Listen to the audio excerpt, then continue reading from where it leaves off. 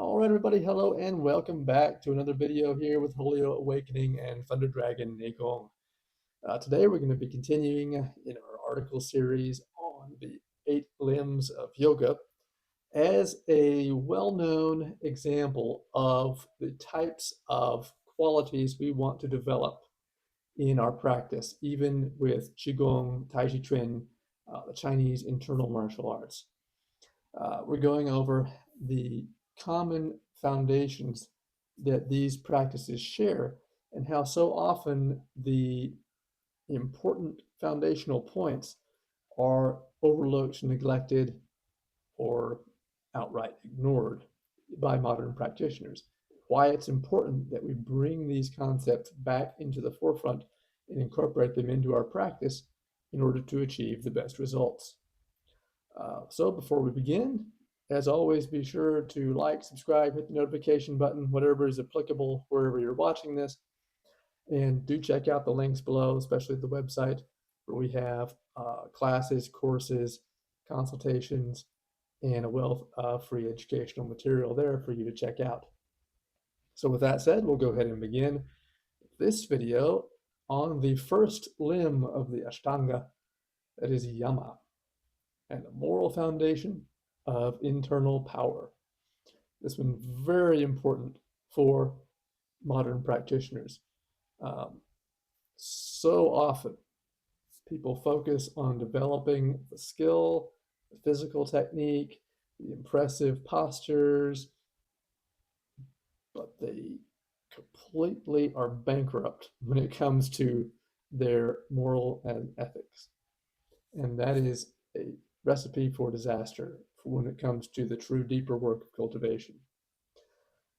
So in the previous article in this series, we examined the 8 limbs of yoga, as outlined in the Yoga Sutras of Patanjali, noting how modern practitioners of yoga, Qigong, and Taijiquan often isolate posture and breath while neglecting the deeper architecture of authentic cultivation. If you haven't checked out that one yet, do go back and watch that video first. These are a series that build upon each other.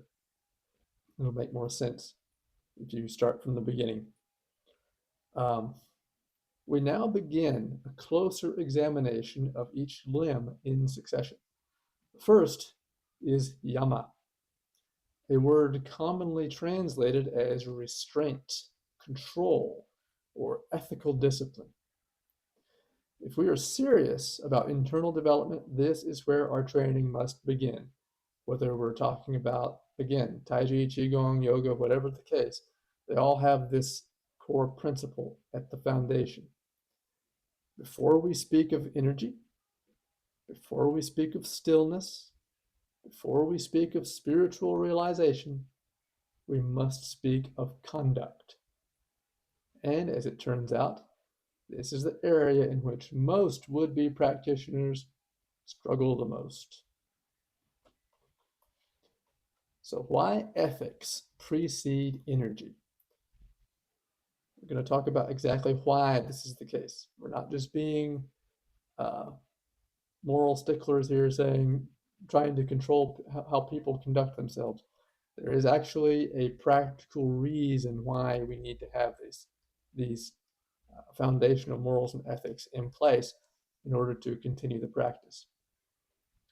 In every authentic internal tradition, moral discipline precedes power. In Daoist language, virtue, or De, stabilizes and guides the circulation of qi. In classical yoga, Yama stabilizes the mind so that the higher states of awareness are even possible. We emphasize this. You cannot effectively, safely cultivate higher levels, higher qualities of energy, of qi, if your character is unstable, your mind is unstable, because the very process of cultivating qi demands that it be able to be stilled, focused to specific points in the body, and refined. If your character is unstable, your chi will be unstable. If your emotions are unstable, your chi will be unstable, and you will not be able to work with it effectively. Without this foundation, energy practices amplify instability rather than refine it. This is another very important point that has to be emphasized. Things like Kundalini sickness, Chi sickness, dragon sickness, these things that happen when people try to engage in these energy awakening practices without first developing strength and integrity of character, can actually cause physical problems in the body with the energetic pathways, with the nervous system, with the emotions, and it can make these things worse. This is why people with histories of mental illness and these types of patterns need to be very cautious when going into meditation or deeper internal work, because if done incorrectly, these problems, these symptoms can be exacerbated. This is why we see so many practitioners whose lives are emotional roller coasters. And again, I'm not trying to pick on anybody, but it's just the cliche. It's like a meme of the crazy yoga girls who are out there just trying to show off, and their lives are total drama and chaos. They live on the internet, but they're yoga practitioners, and they're doing all this Eastern stuff and this spiritual stuff, but they're just emotional wrecks.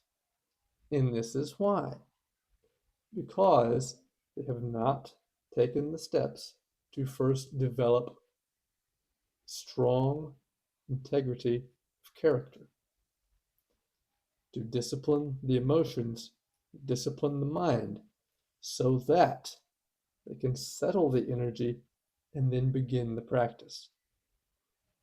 Again, I'm not trying to beat up on anyone. I'm telling you, this is a science. These techniques are done in the traditional sequences for a reason. And if you deviate from that, you will run into problems. Even if they have spent considerable time training the movements or breath work, they have failed to discipline the character. And a house without a steady foundation cannot stand. It's just a fact. Energy follows intention. Yi Dao, Qi Dao. Without the intent to be solid, stable, and guiding, the energy will be chaotic. If the mind is undisciplined, if it's resentful, if it's greedy, if it's dishonest, if it's indulgent, then whatever power is cultivated will be distorted by those tendencies, and it will become destructive and deleterious rather than purifying and refining. This is why the ancients insisted that ethical refinement is not optional, it is structural. Yama governs how we interact with the world. It regulates our outward behavior, and more importantly, it conditions our internal responses. So there are 5 primary principles traditionally included under Yama. We're going to look at each one of those now. The first is Ahimsa, which is non-violence. Now, it carries that obvious meaning, but there are subtleties to this that are often neglected. Ahimsa is often translated as non-violence, but its depth extends far beyond refraining from physical harm. It's not talking about just not going out and beating people up. Ahimsa teaches us to turn away from any action, any thought, or any belief that is deleterious to any aspect of our being or to those around us, whether body, soul, or spirit. This nonviolence is not just about not physically attacking someone. It means do no harm to yourself or to others on any level of being. No negative self-talk, no negative thoughts, no negative patterns, negative belief systems. There are all manners of violence that are not physical. This includes avoiding harm to others, avoiding harm to oneself, avoiding mental and emotional toxicity. Very important. So many practitioners, people who get into the Eastern arts, are, as I said, their lives are just constant drama and chaos. They're involved in toxic relationships of different varieties. They consume toxic materials, whether it be food, whether it be uh, toxic media, scrolling online, looking at toxic things that create disharmony, that create trouble and strife and emotional instability. This all has to be eliminated to the best of our ability. And we have to avoid destructive habits. Again, uh, overindulgences of toxic foods, sexuality, uh, negative impulses, negative thoughts, negative beliefs, habits. All of these things have to be tamed and set in their proper place or eliminated entirely. For practitioners of Qigong and Taiji, this principle begins immediately in how we train. Do we push beyond the healthy limits out of ego? Do we try to push our bodies to the breaking point in a destructive way? Do we compare ourselves with others or injure ourselves trying to prove something? We're not competing with anyone. We're refining ourselves. Do we indulge in anger or resentment or harsh self-criticism? These things need to be let go of. The internal arts are not built on aggression. Even martial Taijiquan is rooted in yielding and harmony rather than brute force. We're not trying to aggressively attack anyone. We are taking the energy and balancing it. Ahimsa teaches us to regulate intensity, to nourish rather than deplete, and to cultivate strength without cruelty toward others and toward ourselves. When this principle matures, our nervous system softens, the body becomes receptive, energy circulates without obstruction born of hostility. So Ahimsa, the first of the Yama, is nonviolence on any level, physical, spiritual, emotional. Next, we have Satya, which is truthfulness.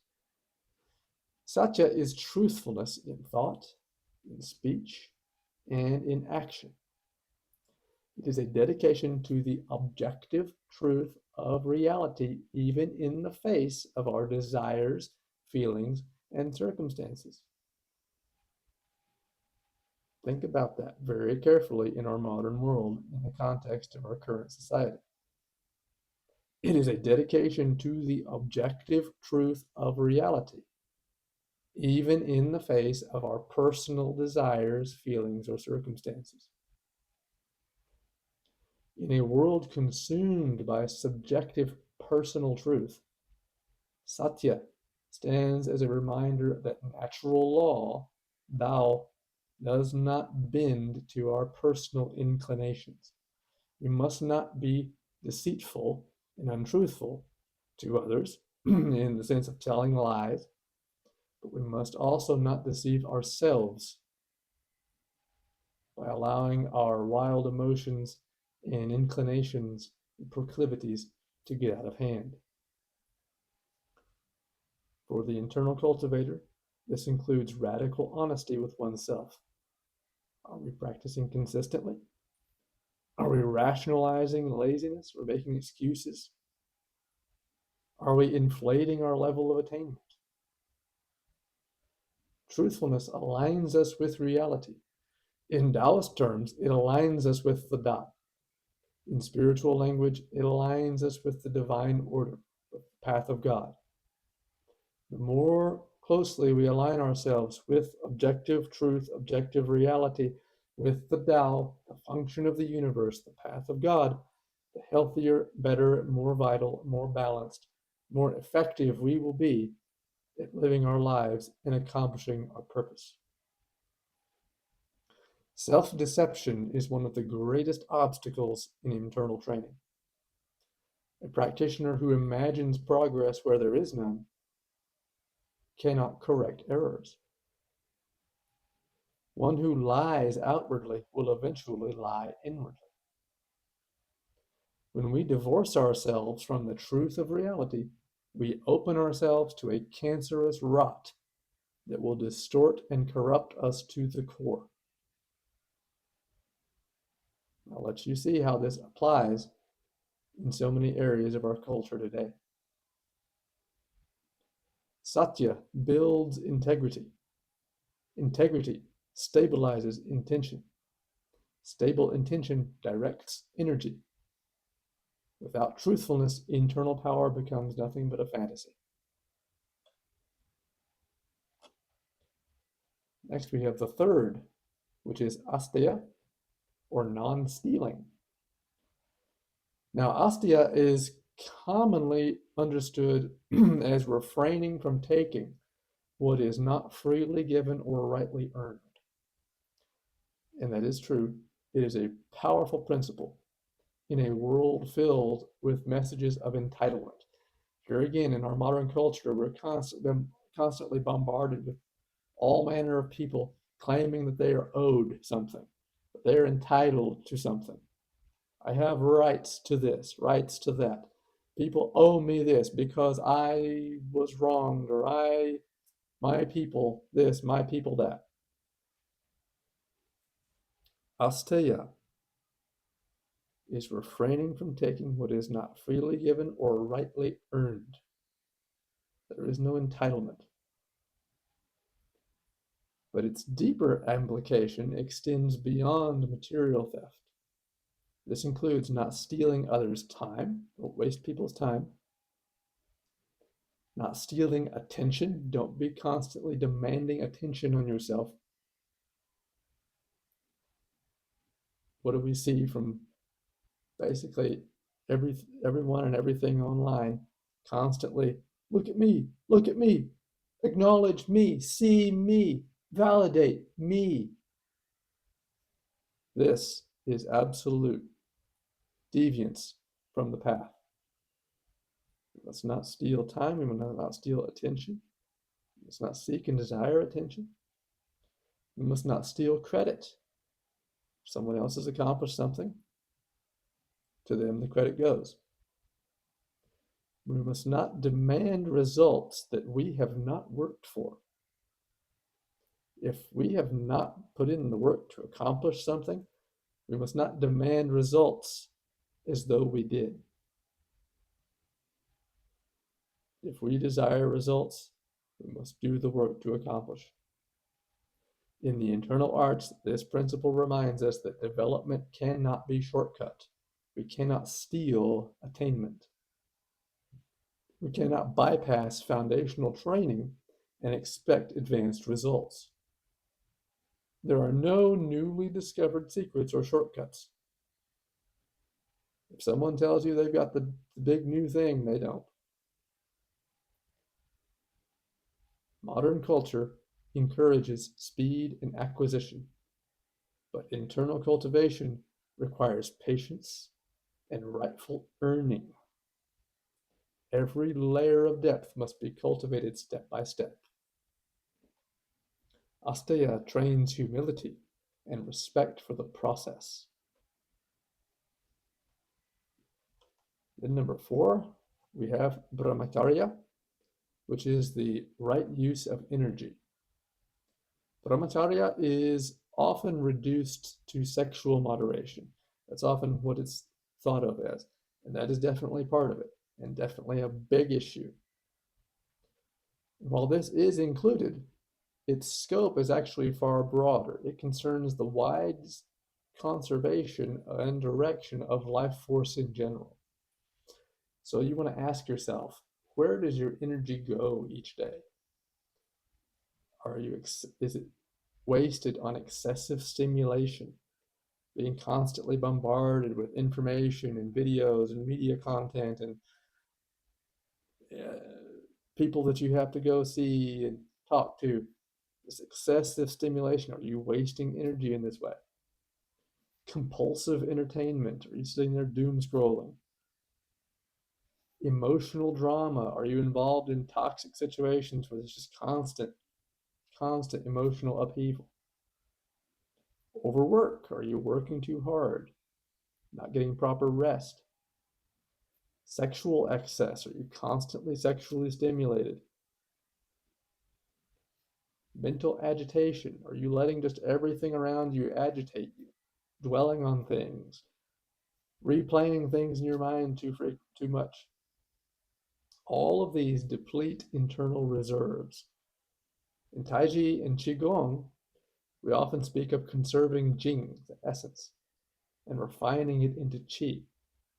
This requires discipline. If energy is constantly squandered through indulgences, no amount of standing meditation will compensate for that. If you're just constantly throwing your energy away and wasting it, then all the practice that you're doing is not going to get anywhere. At best, it's just going to help keep you somewhat stable from all the energy that you're throwing away. Brahmacharya teaches us an economy of effort. It trains us to invest energy where it yields growth and to withdraw it from what weakens us. You should not give your energy to something that is not fruitful and productive for you. Don't waste your time. Don't waste your efforts. Don't waste your vitality. Without this principle, practice becomes like filling a leaking vessel. You're pouring all your effort in, but it's just leaking out the bottom because you're scattering your energy where it doesn't belong, where it's not benefiting you or anyone else. Then we have number 5, aparigraha, or non-attachment. Aparigraha is freedom from grasping. Non-attachment means we must be capable of living out our lives with reverence and not possessiveness.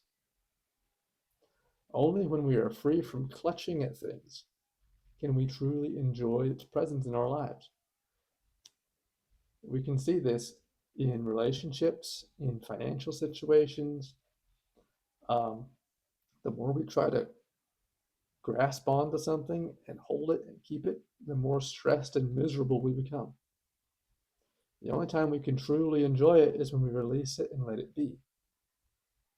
Then we can enjoy its company and allow it to move where it will. This addresses greed, envy, covetousness, and excessive accumulation.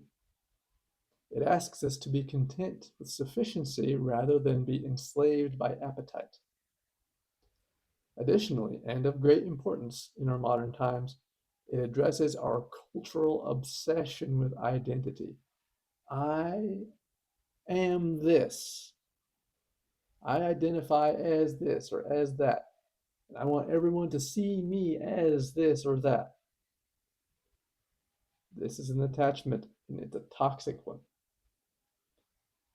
To attach ourselves to an identity, whether it be race, ethnicity, nationality, gender expression, sexual orientation, or whatever the flavor of the moment might be, and to demand to be seen and acknowledged and to be given any particular privileges for such identity is nothing but an obstacle to the path of inner cultivation. This has no place in the life of the alchemist. It is an attachment rooted in immaturity along the path. In internal training, attachment appears subtly. It can be attached to results. It can be attached to experiences. It can be attached to sensations that come up within the body. This is a big one that happens in practice. People will be doing a practice and they'll finally start to feel something, and they'll get excited about it, and they'll try to hang on to that feeling and get back to that feeling. But that in itself is an attachment. Attachment to praise. Here again, attachment to having people acknowledge you. Attachment to identity as a cultivator, even. Wanting people to see you as this big spiritual person. That's an attachment. Ironically, clinging blocks the very development that we seek. The more we cling, the further from it we get. When we grasp at internal sensations or spiritual experiences, we create tension. Tension obstructs flow, and obstruction halts refinement. Non-attachment allows practice to mature naturally, and it produces steadiness, which is vital to our practice. So, Yama is the root of internal will. Taken together, these 5 principles shape the practitioner's character. They regulate behavior externally while forging discipline internally. Without discipline and stability, nothing of value can be accomplished in practice or in life. You're never going to get anywhere in your practice. You're never going to get anywhere in life without discipline and stability. Yama is not about moral superiority. It is about structural integrity. Again, we're not putting this out here just to beat up on people who are doing things that we disapprove of. This is actually vitally important to the practice. So without nonviolence, truthfulness, non-stealing, wise use of energy, and non-attachment, the mind remains unstable. An unstable mind cannot sustain deep meditation. A dissipated life cannot build internal power. A dishonest heart cannot perceive truth clearly. Whether we speak in the language of yoga or of Taoism or Christian mysticism, the pattern is identical. Inner transformation requires moral alignment. This is why Yama stands first. It's before posture, it's before breath, it's before meditation, because without it, the practitioner who ignores this foundation may gain flexibility and relaxation, but will struggle to develop depth, clarity, and enduring power. Bringing Yama into Qigong and Taijiquan practice. For those training in Taiji or Qigong, the question becomes practical. Do I train with gentleness rather than aggression? Do I practice honestly without self-deception? Do I respect the gradual process of development? Do I conserve and direct my energy wisely? Do I release attachment to outcomes? If so, Yama is already being cultivated in your practice. In future articles, we'll examine the second limb, Niyama, which governs personal discipline and inward refinement. Together, Yama and Niyama create psychological and moral architecture required for true internal alchemy. Without this foundation, practice remains mere exercise. With it, practice becomes transformation. So there you have it for this video. Again, check out the links below, especially the website where we have our classes, courses, consultations, and a wealth of other educational material. And beyond that, we will see you next time. Everybody take care.